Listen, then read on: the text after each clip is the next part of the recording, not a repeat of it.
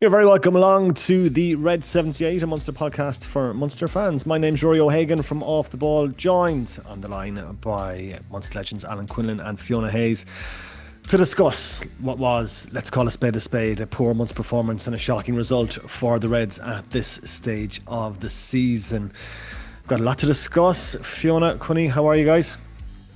Good, good. I'm away in Portugal with the girls after the AIL final, so my eyes are a little bit worse for wear, but I'm good. I'm feeling great. Bit of Quin- sun. Quinny, how good was that performance from Bows against the Railway Union and a fantastic win for them in the Aviva? Oh, it was brilliant. Sunday was a good day for both of us. Liverpool won the league as well. Well, it was yeah, no, I was delighted for Fiona. Look, it's tough. The emotion of putting and the effort and discipline Mm. that any coach at any level has to put in for the whole year. She lost a couple of players. She was playing that down a bit last week, but no, it's a great achievement. It's brilliant, and it's lovely to see that. I experienced that myself when I played with Shannon.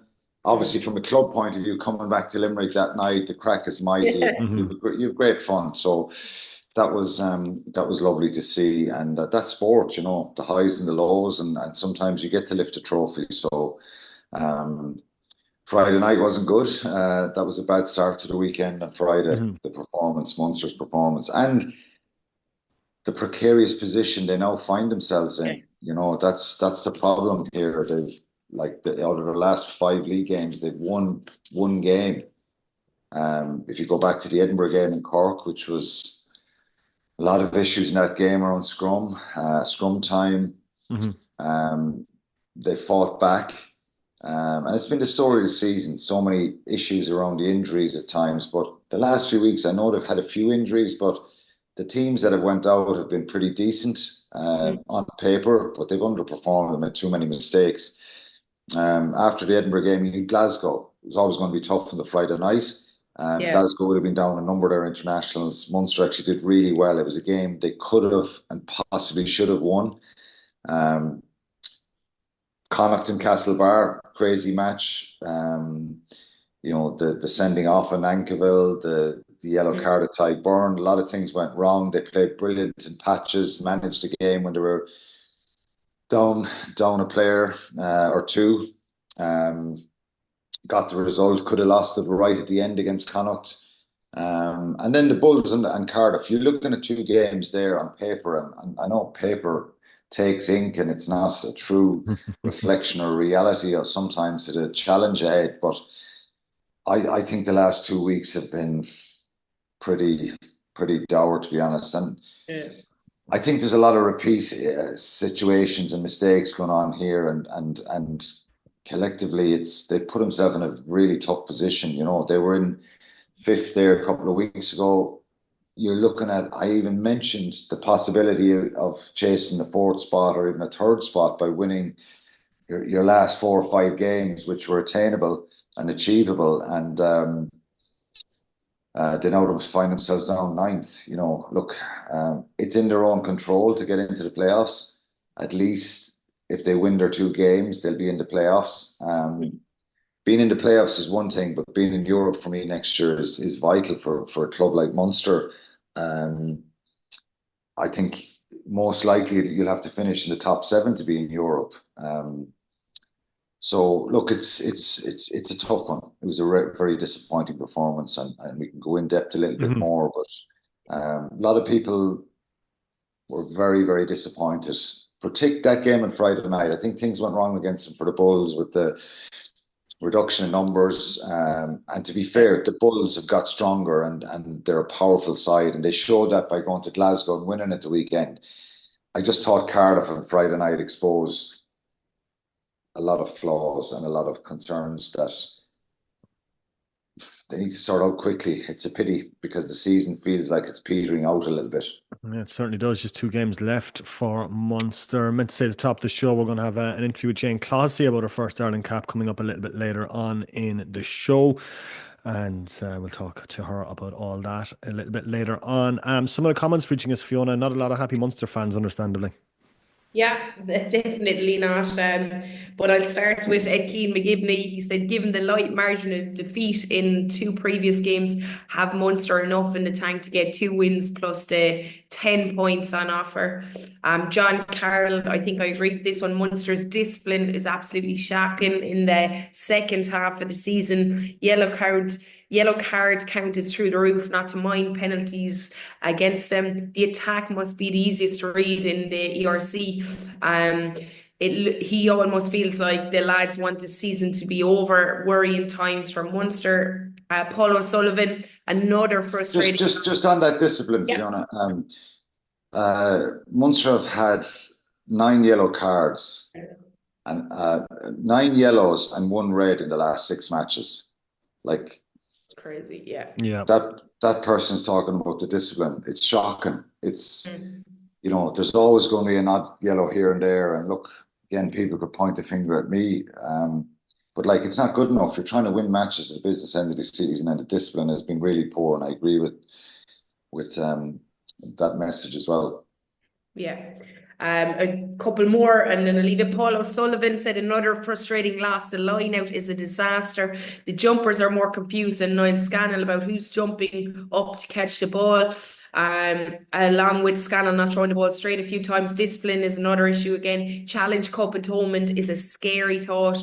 The only positive I could take from the game was how good Michael Milne was at scrum and around the pitch. And last one, Mike Costello, not good enough. Former Munster players are calling out the policy of the RFU for what it is, are not calling out the policy for what it is. The downgrading of Munster has been in effect for years. Desperate to see. Some plenty comments there. Not a lot of happy Munster fans. Fiona, when you were watching the game, what was your biggest takeaway from Munster's performance? Look, there's a couple of areas. I'm always reluctant to chat about how bad like situations are, in particular the line out. If it's, if they've had a couple of good games and then, things came crashing down. So wasn't good enough against the Bulls. And Bordeaux was the shambles at line out time. But to add to that now for the third time in a row, I think it was in the 60%, low 60s%. That is not good enough at that standard of rugby. Munster in particular have a lot of good launch plays. They do offline out and they just haven't been able to do that. And that affects everything going on in the back line as well. But certainly that was an area, Rory, I was really disappointed in, because I thought after the chatter around it that they'd fix it and that we'd see a vast improvement in that area, and it just didn't happen. So the more that happens, now teams are going to absolutely go after the lineout. So yes, it's 2 games at home we have coming up, but I reckon Ulster Benetton, it's an area they're really going to focus, and Munster are a little bit rattled in that area. And just the other thing, discipline was one, but the handling errors is very, very frustrating, especially kind of when they're getting a bit of momentum. They've stringed a few phases together. You think they're getting inside of 22, things are going really well, and it's just very simple, basic handling errors, skill set, and that to me is almost like a concentration thing. So that's very frustrating. Even the end of the game, and I think he's unbelievable. But Munster had a chance. They were inside in Cardiff's half, and to finish off, Takir Abrams gets the ball ripped or knocks it on the floor, and it's just an easy out for Cardiff. And you just can't be giving teams like that fight that we see. Yes, we see it week in, week out at Munster, but they need to be able to up it to another level, especially for these last 2 games. Well, we've talked about the line out week in, week out on this podcast. You must have been pulling your hair out watching that game on last weekend. Yeah, it's frustrating, and look, it's probably easier for me to to assess it from where I am, but like the stats show, and the numbers show, and the effect that this is having on their attack, on their defense. Trying to get out of their own half, you win a line out, you secure it, you put it down the opposition half. Simplicity around that is and the effect it can have, a positive effect it can have on your team. I said it last week. There's a 5 meter line out after half time against the Bulls. Kick into the corner, loads of movement in the line out. Ball is thrown to the tail. Ruan Norkia just picks the ball off. Chance gone from Munster. They clear their lines.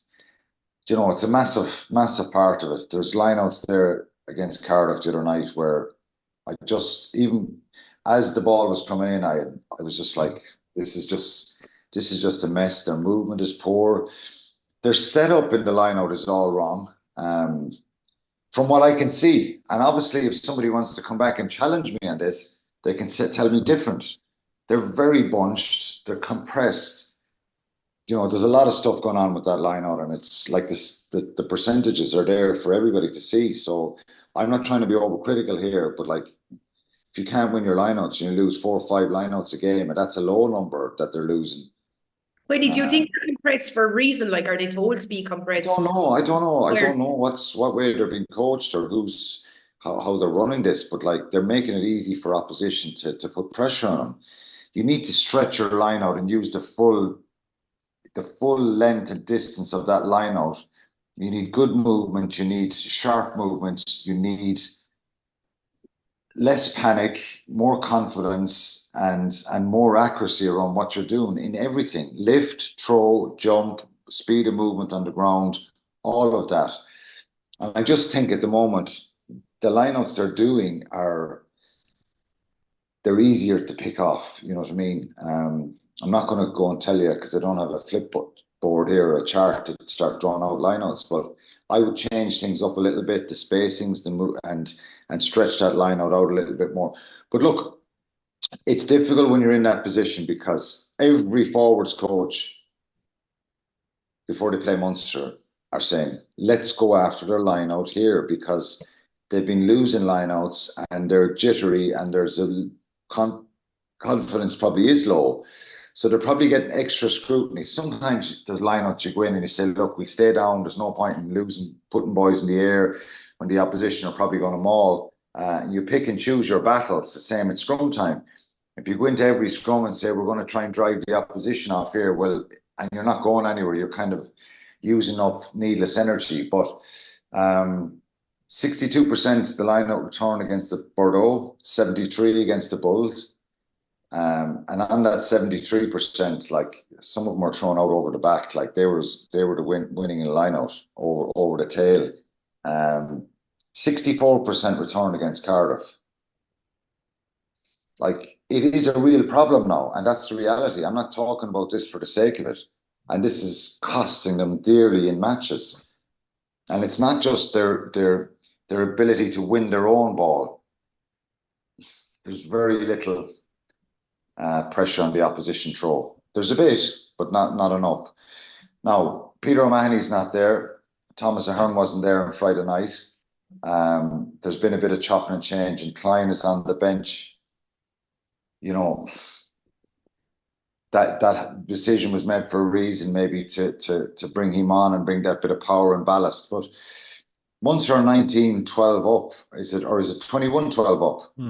And they're in, this is the game. 49 minutes, Tom Farrell scores the try. It's do the simple things well, pin Cardiff back, tactically and territorially, just do the simple stuff well. And, you know, Cardiff are spinning the ball around from the very start of the game. Their attack was very impressive, and that's the way they went after Munster. So, look, we spoke about the discipline. It was 11 penalties in the game. It's not an astronomical number, but there's a few stupid ones in there. And even the 2 yellow cards, it's hard to be overly critical on both Finian Wycherley and Jack O'Donoghue. Finian Wycherley's kind of wrap tackle, it hits his fingers, yellow card. I thought it was a tough yellow card. Jack O'Donoghue does make contact with the hooker Liam Belcher. He's not on his own. He's not out in the open. Technically, it's another yellow card. But you know, Munster had a lot of possession that game. Didn't have the territory that was required, and Cardiff were very good. I wasn't surprised that they were going to go after Munster and challenge him. But 16 turnovers lost again in the game. You mentioned it, Fiona. It's some of this stuff, you said I'm pulling my hair out. The Munster coaches are probably pulling their own hair out because, you know, I really thought leaving Bordeaux a few weeks ago, I thought if they can take the positives out of this second half and the effort and the attack and what they created when they went after Bordeaux, I know there's a desperation there. The game is over at half time.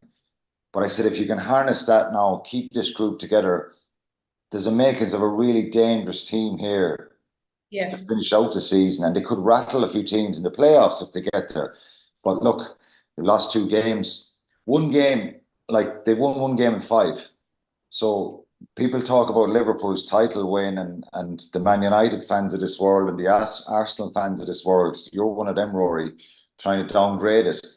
But the league table doesn't lie. Doesn't. Sometimes it can be a bit skewed in between at times, but the league table is the league table. Munster have lost too many games this year, and it's very concerning. And Connacht have as well, and Ulster have. So, I think there's one of the messages I saw coming through is it's totally lopsided, Leinster and the other 3 provinces. I think the other 3 provinces obviously need a little bit more scrutiny and support maybe to get them better, because I think it's better for Irish rugby if that gap is closer. But Leinster have, they've been the standard bearers. The other provinces should be trying to find ways of how they can close the gap as well. And making basic mistakes and not being able to win a line-out is not going to get you anywhere closer to closing the gap when it's a consistent problem. $1 million question, Fiona, is where do Munster go from here? Well, all they can do, I suppose, is they've 2 home games. But I think, sorry for interrupting, I think they're better than what we've seen. Yeah, they get there. So that's probably where they can go.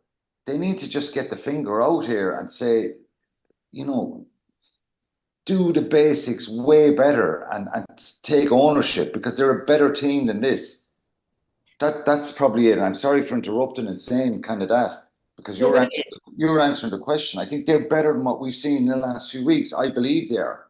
Of course they are. I mean, we saw it against La Rochelle. If they can come up with that big performance in Europe, they've got the ability to go. And they are getting players back as well. That's why you're exciting. Like, I was excited to see Mike Haley back in the starting squad last week. But then are you saying, are they being thrown in the deep end without having played a lot of that level rugby, I suppose, on the back of an injury as well? So are we rushing players in? Do you know what I mean? Because Haley, I think they targeted him at times as well last week, but certainly we know how good he is, and he can come up with a huge performance in the next couple of games. So another thing I'd like to see, I don't know if Quinny feels the same, if it's obviously injury dependent, but I'd like to see them sticking with a similar pack for both games.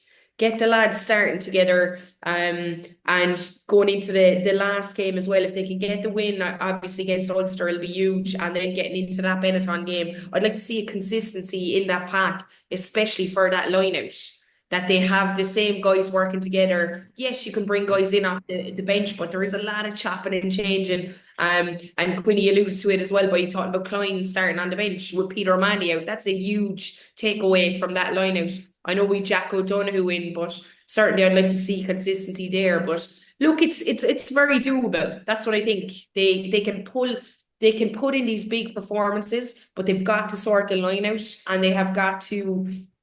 I don't like these errors, Quinny. Like, how are, like, they're so prevalent the last couple of games. I personally don't think it's the pressure from opposition. I think it's like just simple, basic concentration. Yeah, there's something wrong with this team the last few weeks, whether it's confidence, whether it's guys dialing out, whether it's attitude. It's not at the level it should be, and it's not at the level they're capable of at. I think they're better than that.